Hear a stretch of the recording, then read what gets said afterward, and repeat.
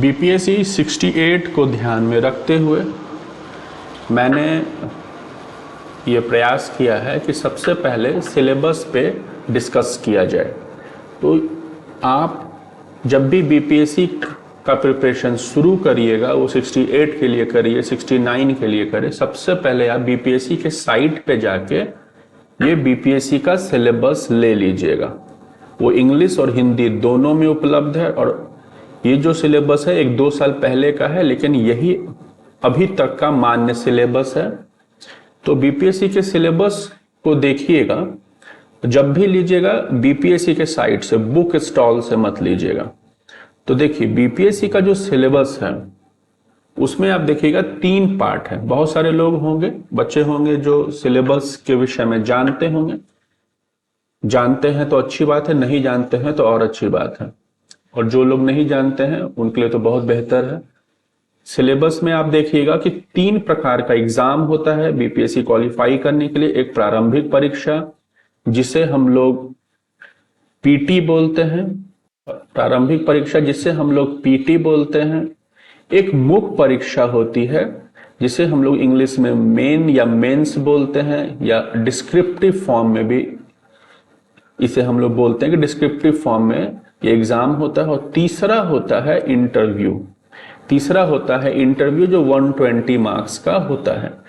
तो 3 पार्ट हो गया बीपीएससी का, प्रारंभिक परीक्षा, मुख्य परीक्षा और साक्षात्कार। तो यहाँ पे देखिए पहले जो बीपीएससी कह रहा है उसके अकॉर्डिंग हम लोग चलते हैं, फिर मेरा जो बीपीएससी का अनुभव है उसके आधार पे हम लोग बात करेंगे। यहाँ पे देखिए लिखा हुआ है कि प्रारंभिक परीक्षा 2 घंटे की होगी। देखिए बहुत सारे स्टूडेंट होंगे जो क्वालिफाई भी किए होंगे लेकिन सिलेबस नहीं पढ़े होंगे, ऐसे बहुत सारे लोग होंगे। लेकिन एक बार बीपीएससी जो सिलेबस दी है अपने वेबसाइट पे उसे एक बार अच्छे से पढ़ लेना चाहिए और जो की पॉइंट है उसे याद रखना चाहिए। तो आप जानिए कि परीक्षा 2 घंटे की होती है। उसके बाद हम लोग देखेंगे कि जो पीटी है वो एक पेपर का होता है। उस पेपर को हम लोग समान अध्ययन बोलते हैं। 150 मार्क्स का होता है, यानी कि 150 अंकों का होगा। प्रश्न पत्र जो आपको मिलेंगे हिंदी और अंग्रेजी दोनों में मिलेंगे। यहाँ पे देखिए लिखा हुआ प्रारंभिक परीक्षा के सामान्य अध्ययन के प्रश्न पत्र वस्तुनिष्ठ एवं बहु विकल्प प्रकार के होंगे, यानी कि ऑब्जेक्टिव टाइप के एग्जाम प्रारंभिक परीक्षा प्रीलिम्स में लिए जाते हैं। उसके बाद लिखा उम्मीदवार वस्तु पूरक प्रश्न पत्र यानी प्रश्न पुस्तिका का उत्तर देने के लिए कैलकुलेटर का उपयोग नहीं कर सकते। आप प्रारंभिक परीक्षा में कैलकुलेटर नहीं ले जा सकते हैं, लेकिन अगर आप मेंस एग्जाम जब दीजिएगा तो उसका एक पेपर स्टैटिस्टिक्स है, उसमें आप कैलकुलेटर का उपयोग कर सकते हैं। उसके बाद देखिए लिखा हुआ है प्रारंभिक परीक्षा महज जांच परीक्षा होगी, यानी कि इसके जो मार्क्स है आपके मेरिट में नहीं ऐड होते हैं। केवल अगर आप पीटी पास करिएगा तो आप मुख्य परीक्षा हेतु उम्मीदवारों का चयन किया जाएगा, यानी कि आप मुख्य परीक्षा के लिए उम्मीदवार हो जाएंगे। अतः इसमें प्राप्त किए गए अंकों का मुख्य परीक्षा से कोई संबंध नहीं होगा, यानी कि प्रारंभिक परीक्षा में आप मान लीजिए 150 में 150 भी ले आए तब भी आप पास माने जाएंगे, और कोई 150 में 120 है तब भी वो पास माना जाएगा। बस एक क्वालिफाइंग नेचर का है, आपको किसी तरह क्वालिफाई करना है। यानी किसी तरह का मतलब ये नहीं कि इसको हल्के में लेना है। आप देखिए कि 5 लाख लोग एग्जाम देते हैं और 5 लाख में से 10,000 लोगों का मुख्य परीक्षा के लिए चयन होता है बहुत। और अगर कोई जनरल कैंडिडेट है तो 50-60 सीट रिजर्व भी रहता है। लड़कियों को भी इसमें आरक्षण है और सवर्ण आरक्षण भी है 10% का। तो काफी फाइट होता है और बहुत ज्यादा टसल है प्रारंभिक परीक्षा के लिए, इसलिए किसी भी तरह से इसे हल्के में नहीं लेना है, ठीक है। फिर इसमें लिखा हुआ कि इसमें उत्तीर्णता अनिवार्य होगी और इसके लिए आयोग द्वारा निर्धारित न्यूनतम अर्हतांक प्राप्त करना होगा। मुख्य परीक्षा के लिए चुने जाने वाले उम्मीदवारों की संख्या कुल संसूचित रिक्तियों की 10 गुना होगी, ये समझना है। जैसे कि मान लिया जाए कि वैकेंसी 100 है, वैकेंसी 100 है तो पीटी में 10 गुना लोगों को, 10 गुना स्टूडेंट को वो लोग लेंगे। इस वर्ड का यही मतलब है। जितना वैकेंसी आता है उसका 10 गुना मुख्य परीक्षा में स्टूडेंट बैठते हैं। यदि 100 सीट है तो 1000 लोग मुख्य परीक्षा में बैठेंगे, 1000 है तो 10,000 लोग मुख्य परीक्षा में बैठेंगे। ये नियम इधर 4-5 सालों में आया है। फिर लिखा हुआ कि प्रारंभिक परीक्षा के प्राप्तांकों को जोड़ की शुद्धता जांच कराने एवं इसके प्राप्तांक निर्गत करने का प्रावधान नहीं है। मतलब यहाँ पे ये है कि इसके जो अंक है वो जुड़ेंगे नहीं।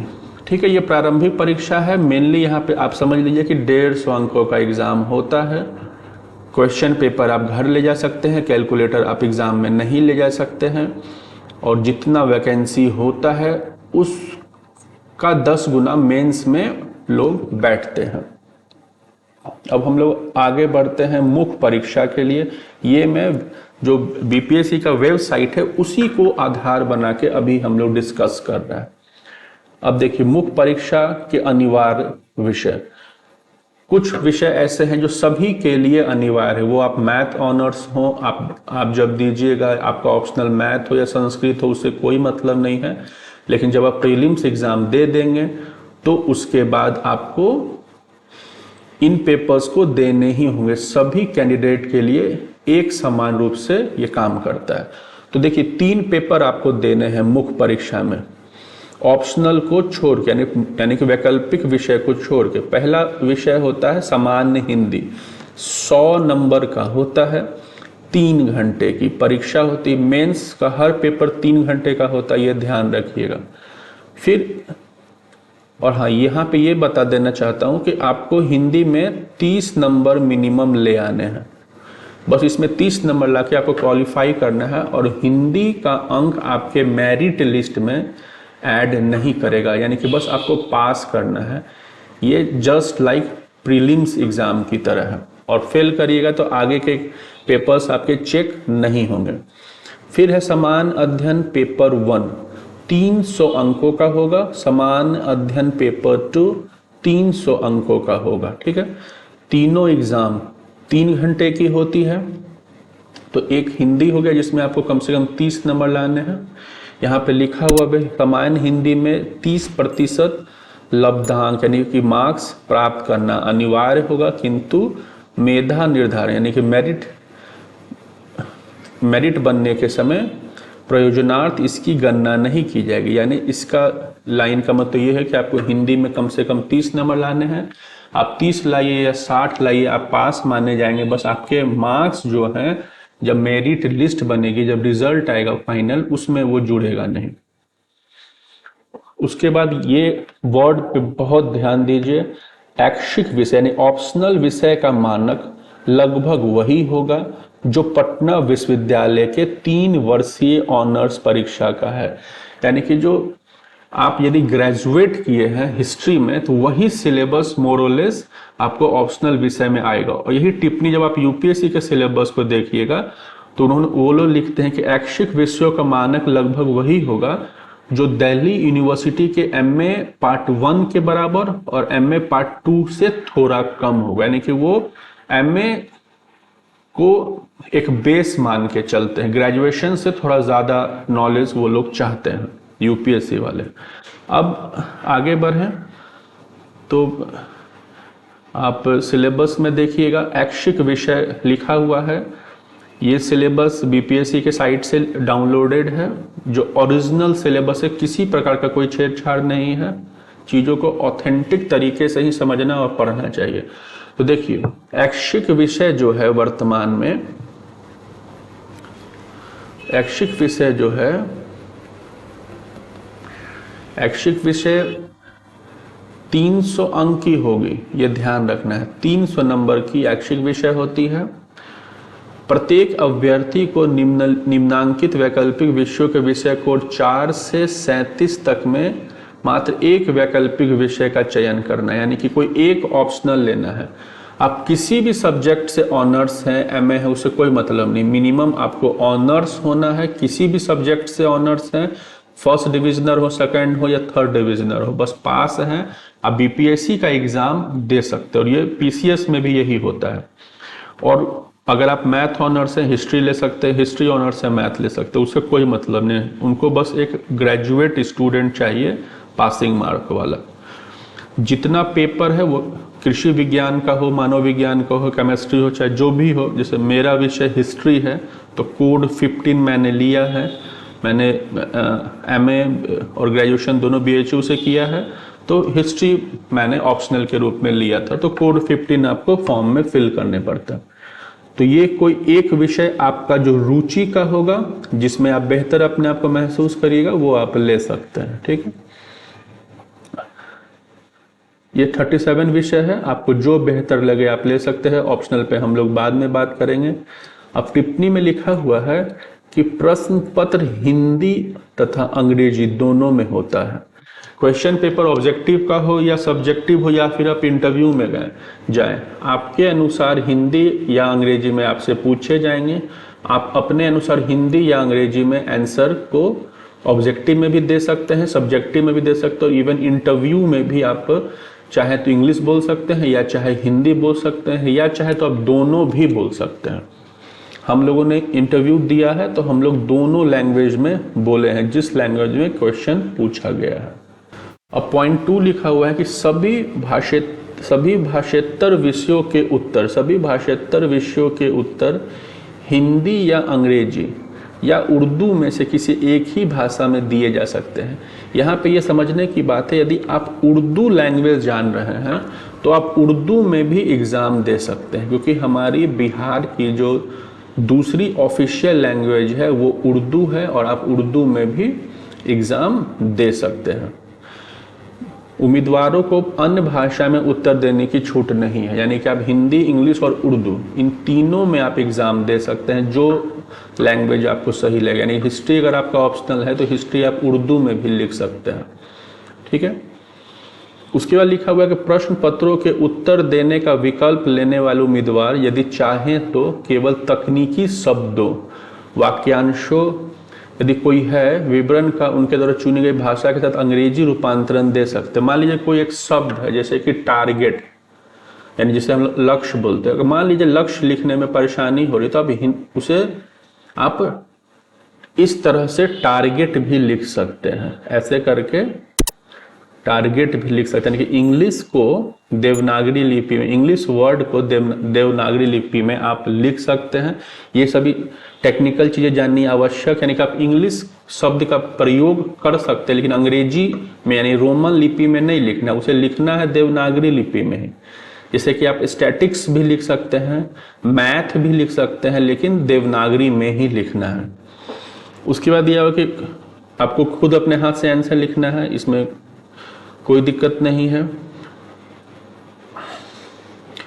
देखिए लिखा हुआ है कि परीक्षा के सभी विषयों में कम से कम शब्दों में की गई संगठित सूक्ष्म सशक्त अभिव्यक्ति को श्रेय मिलेगा, कम से कम शब्दों में देना है।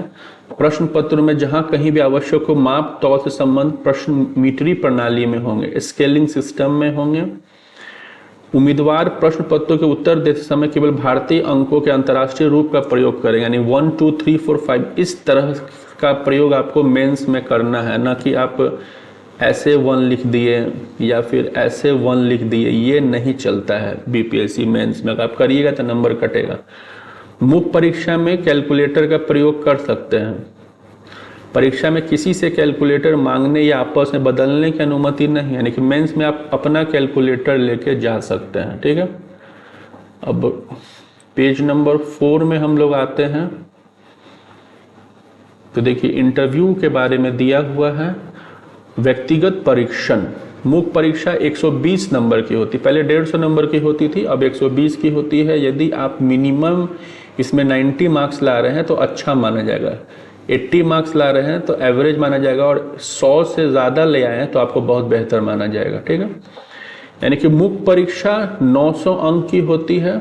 हिंदी जो होता है 100 नंबर का, वो अलग है, बस इसमें जुड़ता नहीं है। साक्षात्कार 120 यानी कि 1020 अंकों के आधार पर मेरिट लिस्ट बनती है। ठीक है, आयोग सफल उम्मीदवार को उनमें से किसी भी सेवा या पद के लिए अनुशंसित करने का अधिकार रखता है जिसके लिए उम्मीदवार ने इच्छा प्रकट की है तथा जिसके लिए आयोग उसे योग्य समझता है। मान लीजिए कि आपके पास आपको रैंक 1 आया और आपने दिया है कि मैं डीएसपी बनना चाहता हूं, तो वो आप डीएसपी बन सकते हैं, लेकिन हो सकता है कि आपको डीएसपी न बनाया जाए। ये पूरी तरह से बीपीएससी पे डिपेंड करता है। अब आगे बढ़ते हैं हम लोग। यहाँ पे देखिए मेंस में क्या क्या पूछा जाता है वो दिया हुआ है। जैसे कि समान हिंदी के बारे में, समान हिंदी का दिया हुआ है कि इस पत्र में प्रश्न बिहार विद्यालय परीक्षा समिति के सेकेंडरी स्तर के होंगे। इस परीक्षा में सरल हिंदी में अपने भावों को स्पष्ट और शुद्ध रूप में व्यक्त करने की क्षमता और सहज बोध शक्ति की जांच समझी जाएगी। यानी कि सरल भाषा में आपको आंसर देना है, 12th लेवल का इसमें आपसे नॉलेज हिंदी का जांचा जाएगा। 30 अंकों का निबंध होता है, व्याकरण 30 अंक के होते हैं, वाक्य विन्यास 25 अंक के होते हैं, संक्षेपण 15 अंक के। मतलब कि एक कहानी दे दी जाएगी, आपको समराइज करना है और इतने में आपको मिनिमम 30 मार्क्स लाने हैं। आप बिना तैयारी के भी इसमें नंबर ला सकते हैं, बस आपको सही से हिंदी लिखना आता हो। यानी कि हिंदी 100 नंबर का है, 30 लाना है, क्वालिफाई करना है, इसमें यह ध्यान रखना है। फिर सामान्य अध्ययन पेपर 1 और पेपर 2 हम लोग मेंस में देखते हैं, ठीक है। तो मेंस की बात यहाँ पे हो रही है, सामान्य अध्ययन पेपर 1 और पेपर 2। ये 300 नंबर का होता है जो हम लोगों ने पहले बात की है, और ये 300 नंबर का होता है। यानी कि जीएस का वेटेज बहुत ज़्यादा है। 300 नंबर का जीएस और 300 नंबर का जीएस दोनों मिला के 600 नंबर का जीएस होता है पेपर 1 और पेपर 2 में। पेपर 1 देखिएगा काफ़ी इजी पेपर रहता है। पेपर 1 उसमें भारत का आधुनिक इतिहास एवं भारतीय संस्कृति से संबंधित प्रश्न रहते हैं। इसमें हम लोग डिटेल डिस्कस करेंगे। आधुनिक इतिहास में जैसे भारत आज़ाद कैसे हुआ और बिहार की क्या भूमिका है, जनजातीय आंदोलन से संबंधित प्रश्न पूछे जाते हैं, गांधी के विचार, नेहरू के विचार, टैगोर के विचार पूछे जाते हैं।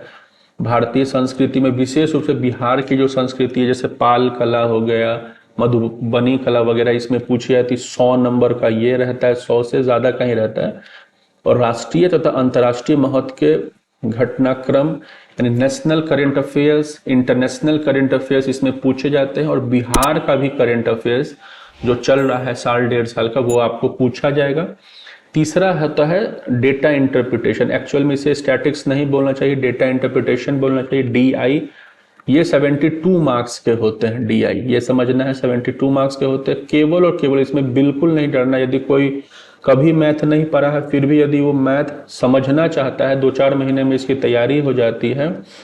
4 क्वेश्चन रहते हैं और आपको इन 4 क्वेश्चन में केवल 2 क्वेश्चन यानी 2 क्वेश्चन आपको हल करने हैं। एक क्वेश्चन 36 मार्क्स का रहता है। टोटल 72 मार्क्स के होते हैं। जिनका मैथ काफ़ी बेहतर होता है उसमें 72 में 72 ले आते हैं। अगला है भारतीय राज्य व्यवस्था। काफ़ी इजी पेपर है। भारतीय अर्थव्यवस्था और भारत का भूगोल। मेनली इसमें भारतीय अर्थव्यवस्था ज़्यादा महत्वपूर्ण है, भारत के भूगोल उतना महत्वपूर्ण नहीं है। विशेष रूप से इसमें डिजास्टर मैनेजमेंट वगैरह का चीज़ पूछा जाता है, बाढ़ से संबंधित, सुखाड़ से संबंधित चीज़ों के बारे में पूछी जाती है। और एक इंडिपेंडेंट पेपर है भारत के विकास में विज्ञान और प्रौद्योगिकी की भूमिका और प्रभाव। जो भी लेटेस्ट टेक्नोलॉजी, जैसे नैनो टेक्नोलॉजी हो गया, आर्टिफिशियल इंटेलिजेंस का ज़माना है, इन सभी चीज़ों के बारे में पूछा जाएगा। अभी 5G आया है, इन सभी चीज़ों के बारे में आपसे क्वेश्चन किए जाएंगे। अब ये 600 नंबर का हुआ और 300 नंबर का ऑप्शनल है। यदि 900 नंबर में आप कम से कम 600 नंबर ले आते हैं तो 100% है कि आपका सिलेक्शन हो जाएगा। अब हम लोग आगे बढ़े तो हम लोग देखते हैं, थोड़ा सा डिटेल में यहाँ दिया हुआ है कि प्रश्न पत्र 1 ये है, आप इसे पढ़ लीजिएगा। इसमें आप देख रहे हैं कि आधुनिक भारत के इतिहास और भारतीय संस्कृति के अंतर्गत लगभग 19वीं शताब्दी के मध्य भाग यानी कि 1857 की जो क्रांति है वहाँ से लेकर भारत के आज़ादी तक और गांधी, नेहरू और रविंद्रनाथ टैगोर से संबंधित प्रश्न पूछे जाते हैं पेपर 1 में, जो हिस्ट्री का पोर्शन है। और साथ में हम लोगों ने बात किया था बिहार के आधुनिक इतिहास के संदर्भ में प्रश्न पूछे जाते हैं। 1857 में बिरसा का आंदोलन जो है वो पूछा था, चंपारण सत्याग्रह वो पूछा था। इसमें आप एक क्वेश्चन इसमें आप एक क्वेश्चन पेपर ले लीजिएगा प्रीवियस ईयर का, आपको कंप्लीट समझ आ जाएगा कि पेपर 1 में क्या क्या पूछा जाएगा। हम लोग देख रहे हैं कि पटना कलम है, पटना चित्रकारी, जो पटना कलम की चित्रकारी है उससे संबंधित प्रश्न रहता है। मधुबनी पेंटिंग से कभी कभी प्रश्न रहता है। पाल कला के संबंध में प्रश्न रहता है। आजकल मंजूषा पेंटिंग भी पूछी जा सकती है। यानी भारत के स्वतंत्रता में बिहार की क्या भूमिका है, ये प्रश्न आपको इस पेपर में मिलेंगे, और डीआई मिलेगा और करंट अफेयर्स मिलेगा। ठीक है। प्रश्न पत्र 2 हम लोग बात किए हैं भारतीय राज व्यवस्था से संबंधित खंड में। भारत और बिहार के संबंध में राजनीतिक जो व्यवस्था है, जैसे कि आपसे पूछा जाएगा कि वर्तमान में राज्यपाल की जो भूमिका है क्या वो केंद्र प्रायोजित होती है। अब इस पे आप अपना विचार दीजिए। हम लोग देखते हैं केंद्र सरकार बदलता है, राज्यपाल भी बदलते चले जाते हैं, इस तरह की चीजें हैं।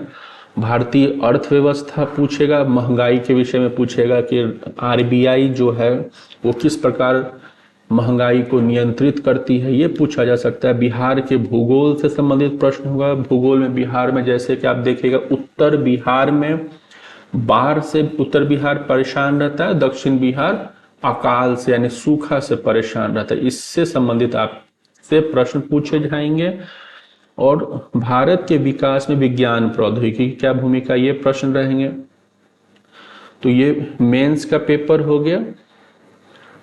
उसके बाद ये हो गया आपको ऑप्शनल। तो ये हम लोग के लिए नहीं है। ऑप्शनल 300 नंबर का होता है, ये ध्यान रखना है। 300 नंबर का होता है 2 पेपर। एक ही पेपर में 2 भाग रहता है और 300 नंबर का होता है। ठीक है। आगे बढ़ते हैं। अगर कुछ छूट गया हो तो यहाँ पे ये डिस्कस हो गया है सिलेबस का, पीटी का डिस्कस हो गया है, मेन का डिस्कस हो गया। यानी कि हम लोगों ने समझा कि प्रारंभिक परीक्षा 150 अंकों की होती है। आपको 110 अंक का टारगेट लेके चलना है। 110 नंबर आ रहा है तो बीपीएससी में आप पीटी में पास माने जाएंगे। भीड़ से बिल्कुल नहीं डरना है, बहुत कम बच्चे पढ़ने लिखने वाले होते हैं। मेंस में एक हिंदी होती है 100 मार्क्स की, जो हम लोग देखे हैं, 30 नंबर ले आना है। फिर जीएस का 2 पेपर है 300 नंबर का, उसमें आप 75% मार्क्स यदि ला रहे हैं तो आपकी रैंकिंग काफ़ी बेहतर हो जाएगी। और एक ऑप्शनल पेपर है जो एक ही पेपर होता है 2 भाग में, उसमें आपको क्वेश्चन मिलेंगे और उसको सॉल्व करना है, 300 नंबर की होती है। और यहाँ पे जो विषय है 37-38 विषय, इन्हीं में से आपको कोई एक चूज करना है। और ये सिलेबस का डिस्कस है। ठीक है। यहाँ पे एक चीज छूट गया था प्रारंभिक परीक्षा का, कि आप देखिए कि प्रारंभिक परीक्षा में समान विज्ञान आपसे पूछेगा, राष्ट्रीय तथा समान विज्ञान का क्या महत्व है, अंतर्राष्ट्रीय महत्व की करंट अफेयर्स, भारत का इतिहास, बिहार के इतिहास, ये आपको प्रारंभिक परीक्षा में पूछे जाएंगे। सामान्य भूगोल रहेगा, भारत की राज्य व्यवस्था यानी कि history, polity, geography, economy, current affairs, थोड़ा सा मैथ, थोड़ा सा रीजनिंग। और बिहार स्पेशल का क्वेश्चन, जैसे कि आपसे पूछा जाएगा कि बिहार में एकमात्र जो वेटलैंड्स है वो कहाँ है, तो बिहार का एकमात्र वेटलैंड बेगूसराय है। बेगूसराय में एक झील है कांवर झील, उसे माना जाता है। इस तरह के रीजनल लेवल के क्वेश्चन आएंगे। सामान्य मानसिक योग्यता को जांचने वाले प्रश्न पूछे जाते हैं मेंटल एबिलिटी से संबंधित, जैसे जिसमें आपको परसेंटेज वगैरह, रेशियो, प्रोपोर्शन वगैरह दिया जाता है। तो इन सभी चीज़ों को आप पढ़ लीजिएगा खुद से भी, और जो सिलेबस में है वही चीज़ आपके एग्ज़ाम में आप देखिएगा कि आपसे पूछे जाएंगे, बाहर से कुछ नहीं रहता है। ठीक है। तो ये सिलेबस है। एक बार फिर से मैं बता दूं कि पीटी जो है वो 150 मार्क्स का होता है। क्वेश्चन इसमें 150 रहते हैं। निगेटिव मार्किंग फिलहाल नहीं है, आगे अगर जुड़ता है तो अलग बात है। आपको 150 में 150 क्वेश्चन बना लेने हैं। अगर आप 110 नंबर प्लस हैं तो आप आराम से आपका बिट पीटी हो जाएगा। किसी भी ऑनर्स पेपर से हैं, आप कोई भी पेपर आप ऑप्शनल में ले सकते हैं। फिर अगर आप मेंस में जाइएगा तो एक पेपर आपको हिंदी का देना है 100 नंबर का, आपको 30 मार्क्स मिनिमम लाने हैं, जो आपके मेरिट में नहीं जुड़ेगा। पीटी का भी मार्क्स मेरिट में नहीं जुड़ता है।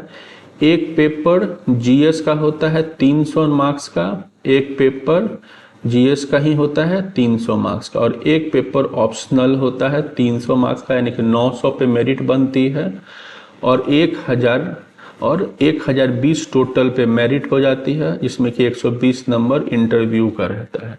ठीक है, तो आई होप आप लोग समझ गए होंगे। अब हम लोग सिलेबस को धीरे धीरे और अगले वीडियो में समझने का प्रयास करेंगे। थैंक्स फॉर वॉचिंग, धन्यवाद।